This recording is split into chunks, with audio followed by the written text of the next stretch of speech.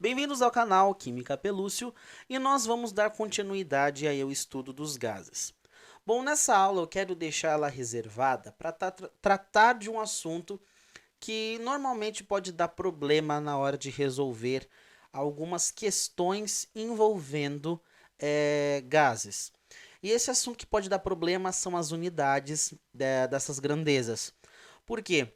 Normalmente eu vejo os alunos sempre tendo problema para identificar se aquela unidade está se referindo a exatamente qual grandeza, certo? E nós vamos agora aqui detalhar algumas unidades, algumas conversões dentro de cada grandeza, ok? Então vai ser uma aula mais tranquila, não vamos definir nenhuma teoria, apenas algumas conversões que vão nos ajudar mais para frente em algumas fórmulas que envolvem o estudo dos gases, beleza? Então vamos lá. Bom, a primeira unidade que nós vamos tratar aqui vai ser a unidade envolvendo a grandeza volume, certo? Bom, no dia a dia é muito comum, a gente até tem mais proximidade com essa grandeza, né, o volume, porque a todo momento estamos medindo o volume de alguma coisa, certo? Bom, nesse caso aqui nós vamos ter então as principais litro, metro cúbico e o centímetro cúbico, certo? Bom, aqui no caso, uma das principais conversões está aqui. 1 metro cúbico é equivalente a 10 na 3 litros. Traduzindo, 1 metro cúbico é equivalente a dizer que nós temos também 1000 litros. Tá? Então, para eu transformar metro cúbico para litro, é só multiplicar por 1000. Professores, se eu quiser multiplicar litro para metro cúbico, aí eu divido por 1000, certo? Então, daqui para cá, eu multiplico, certo? De metro cúbico para litro, eu multiplico por esse 1000. E daqui para cá, ó, de litro para metro cúbico, eu vou dividir por esse 1000, certo? Bom, sossegado então aqui. Metro cúbico para centímetro cúbico. A relação entre eles é essa daqui. 1 metro cúbico é equivalente a 10 na 6 centímetros cúbicos. Tá? 10 na 6, aí para nós seria 1 milhão. Da ordem de 1 milhão. Então, 1 metro cúbico é equivalente a 1 milhão de centímetros cúbicos. Beleza? Mesma coisa aqui, de metro cúbico para centímetro cúbico, multiplico por 1 milhão. E de centímetro cúbico para metro cúbico, divido por 1 milhão. Beleza? Bom, isso daqui é só se realmente for necessário, tá bom? Só se realmente o exercício pedir, for necessário fazer uma conversão ali e tudo mais. Mas, já digo que não vai ser tão usual isso daqui, ok? Mas caso caia, já está tranquilo as conversões principais aí. Bom, agora a temperatura, certo? A temperatura ela é medida em escalas, ok? Então elas são medidas em escalas. Isso é mais tratado lá na parte da física, certo? Aqui nós vamos só tratar a conversão direta de duas dessas escalas. Olha só, nós usamos muito no dia a dia o grau Celsius, né? É a escala que a gente mais utiliza, principalmente aqui no Brasil, para medir a temperatura de um lugar, temperatura de algum sistema, lá no termômetro e tudo mais. Então nós utilizamos a escala graus Celsius, ok? Porém, nós também temos a escala Kelvin, ok? Que é esse Qzão aqui. Eu não falei grau Kelvin, é apenas Kelvin mesmo, certo? A escala Kelvin ela é uma escala absoluta, ok? Isso é tratado um pouquinho melhor também lá na física, mas ela ganha muito destaque dentro aqui para nós de gases, porque toda vez que nós tivemos que lidar com temperatura, tivemos que envolver cálculos com temperatura, nós vamos ter que sempre transformar para Kelvin. Então, se eu ver qualquer temperatura em graus Celsius no exercício, pode transformar diretamente para Kelvin, porque nós vamos utilizar sempre essa escala. Então, aqui, ó, Sempre. Sempre vamos utilizar a escala Kelvin. Bom, nesse caso aqui, como é que eu transformo? É muito simplesinho também. A temperatura em Kelvin, qualquer temperatura em Kelvin, eu pego lá a temperatura que o exercício me deu em Celsius e apenas somo com 273. Beleza? Então, por exemplo, aqui, ó, 100 graus Celsius em Kelvin seria quanto? Bom, seria 100 graus Celsius, né, esse 100 aqui, mais 273. Então, teria que em Kelvin, escala Kelvin, isso seria 373 Kelvin. Beleza? Bom, 27 graus Celsius é só somar 273. Beleza? É só somar então aqui os valores. 27 mais 273 vai dar exatamente 300 Kelvin. Beleza? Então, sempre nos exercícios vamos ter que lidar com a escala Kelvin. Sempre. Guarde isso bem.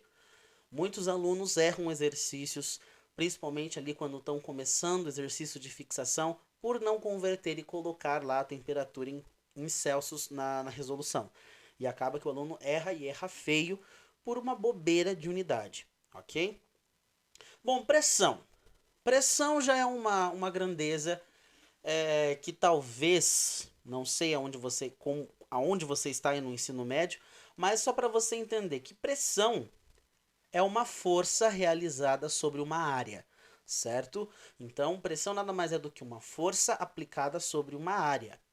Bom, no sistema internacional, força, né, nas unidades lá principais, a unidade que a gente mais utiliza, vamos dizer assim, para força, é o Newton, ok? Então, é o Newton.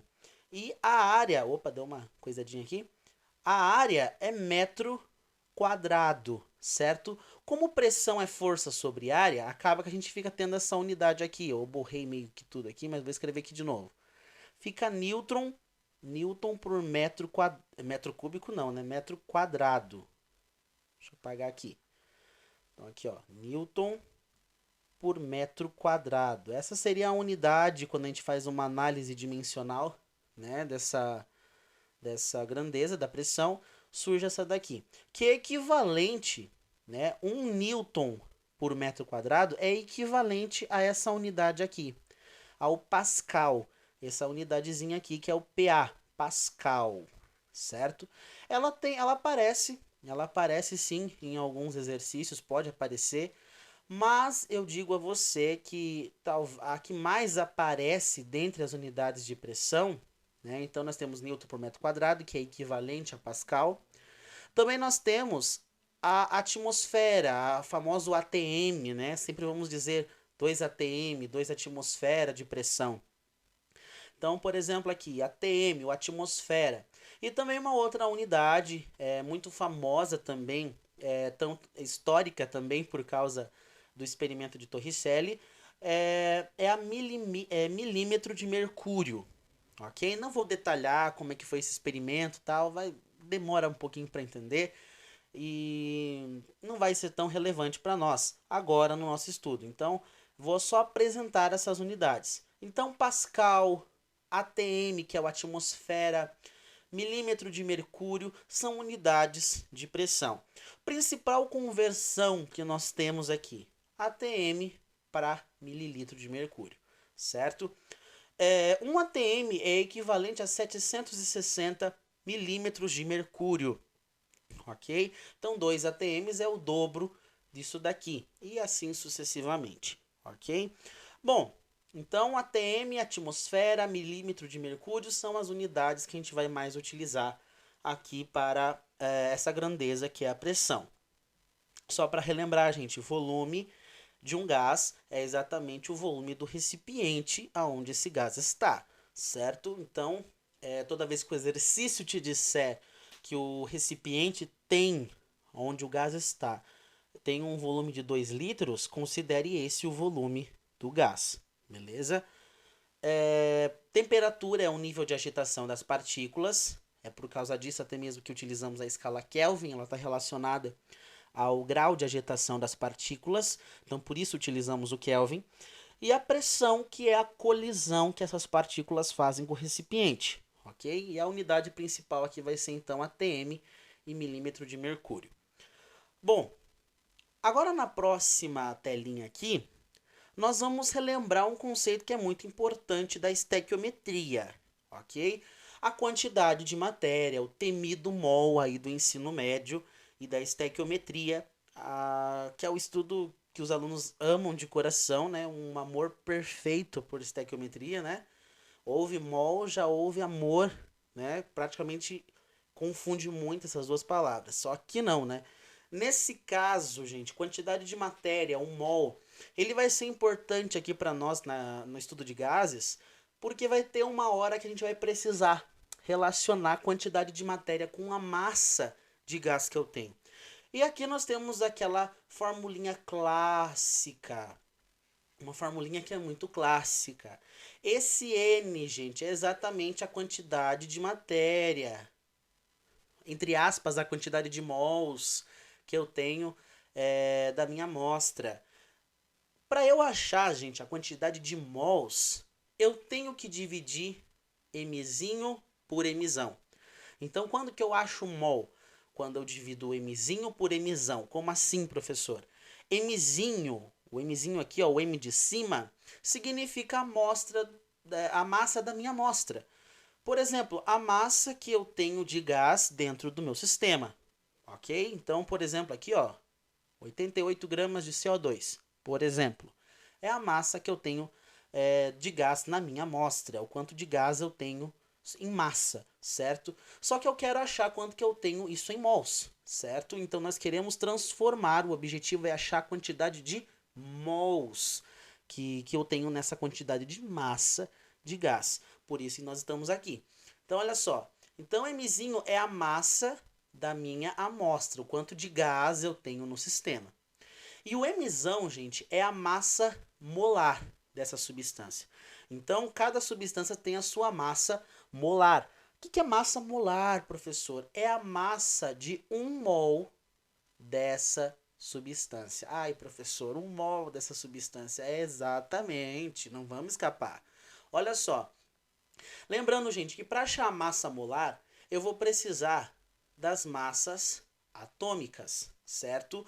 Então, por exemplo, aqui, ó, o carbono, cada carbono tem massa 12U, cada hidrogênio 1U, cada oxigênio 16U, beleza? E a partir das massas atômicas eu consigo achar as massas moleculares, ou diretamente, né, a massa molar, ok? Por exemplo, aqui, ó, do CO2. Gente, aqui, ó, do exemplo que eu vou pegar aqui, ó, o CO2. Gente, quantos carbonos eu tenho aqui? Tenho um só. Vou ter que calcular a massa dele aqui, ó. Então, eu tenho um carbono, então 12. E quantos oxigênios eu tenho aqui? 2. Então, a massa total vai ser, ó, eu colocando 3 aqui já. Então, aqui, ó, a massa de cada carbono é 12. Oxigênio, 16. Como eu tenho 2 oxigênios, 2 vezes 16, certo? Então aqui, para eu saber a massa que eu tenho em 1 mol de gás carbônico, eu tenho que achar a somatória total. Então olha aqui, ó, 12 gramas mais 2 vezes 16, 32. 32 mais 12, 44 gramas por mol. O que significa isso, gente? Significa que a cada 1 mol de CO2, eu vou ter 44 gramas de CO2. Beleza? Essa é a relação que eu tenho. Aí, por exemplo, eu quero saber quanto de mol eu tenho em 88 gramas de CO2. Simplesinho. A quantidade de mols é o mzinho sobre o mzão. Quem que é o mzinho? A massa da amostra, que eu tenho, 88 gramas. E o mzão é a massa molar, que eu achei aqui embaixo, 44 gramas por mol. Nesse caso aqui, ó, grama corta grama, fica mol. Ai, mol grama corta grama, que beautiful, professor. Muito lindo, né? 88 dividido por 44, ai que conta difícil, meu Deus do céu. 2 mols, certo? Então 2 mol de CO2. Então nós temos 2 mol de CO2 nessa massa, nessa amostra de CO2, beleza? Só mais um exemplozinho aqui, ó, glicose. Então aqui, ó, C6H12O6. Olha só, quantos carbonos eu tenho aqui? 6. Cada carbono tem massa 12. Então vai ser 6 vezes 12U. Aí eu vou lá e somo. Olha só, gente, cada hidrogênio tem massa igual a quanto? 1. Então, quantos hidrogênios eu tenho? 12. Então, 12 vezes 1, que é a massa do hidrogênio. Aqui, ó, 16U é a massa do oxigênio. E eu tenho 6 oxigênios. Então, vai ser 6 vezes 16U. Resolvendo todos os cálculos aqui, gente, ó, resolvendo todos esses cálculos aqui, eu vou chegar em 180 gramas por mol. Sério, professor? Sério, certíssimo. Pode confiar. Aqui vai dar 6 vezes 12, 72, mais 12, mais 96, isso. Mais 96, então vai dar 180 gramas, beleza? Gramas por mol. Então, o que significa isso, professor? Isso significa que a cada 1 mol de glicose, eu vou ter 180 gramas dessa glicose, ok? Então, por exemplo, quanto de mols, qual a quantidade de matéria que eu tenho nessa amostra de 300 gramas de glicose? Simplesinho. Nzinho, que eu estou procurando, é igual a Mzinho sobre Mzão. Quem que é Mzinho? A amostra, 300 gramas. Dividido por Mzão, que é a massa molar da minha substância. Pelo amor de Deus, gente, não vai fazer o inverso, colocar 180 em cima e 300 embaixo. Vai dar problema. Então, olha só, 300. Bom, 300 dividido por 180 vai dar aproximadamente aqui uma quantidade de mols de 1,66 mols de glicose, né? Do meu C6H12O6, ok? Então tá aí. Bom, gente, isso daqui é importante para nós, vamos utilizar mais para frente para calcular a massa molar, para calcular a quantidade de matéria, relacionar massa com quantidade de matéria. Então isso aqui para você refrescar a sua memória para aquilo que vai vir, ok? Então era isso por essa videoaula e nós vamos continuar aí de fato o nosso estudo de gases. Agora que já repassamos essas unidades e alguns cálculozinhos que são importantes para nós aí da estequiometria, vamos conseguir estar mais preparados para o que vai vir em gases, né? Nada muito difícil, tá, gente? É mais tranquilo. Então, continue aí na próxima vídeo.